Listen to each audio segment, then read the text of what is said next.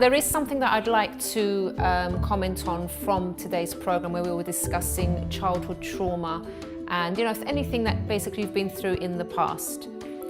Many times, things that you've been through in your past can't just be swept under the carpet. As much as we like to kind of push these painful thoughts aside and we don't want to deal with them, they do actually tend to keep popping up and affect us and our behavior. So you might think that, for example, you've gotten over a certain situation, or maybe you just don't want to think about it, and you think it's fine, as long as I don't think about it, as long as I sweep it under the carpet, everything's going to be fine. But you don't actually realize that those things that you've been through can actually be shaping your reactions to things, the way you see other people, certain behaviors that you might have.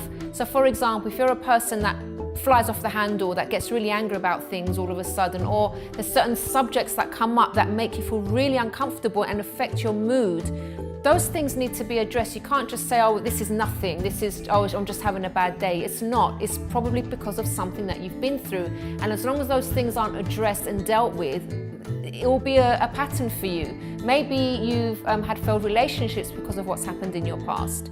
Maybe you keep losing jobs because of what's happened in your past. So it is very important that if you have these recurring feelings and outbursts of anger, for example, anything like that, though it might be painful to go back to your past, but if you do it in more of an analytical way, thinking, okay, I'm going to go back and think about what happened, not to get emotional about it and, you know, to relive the past, but actually see where it all started, so that you can actually start getting some help through those issues.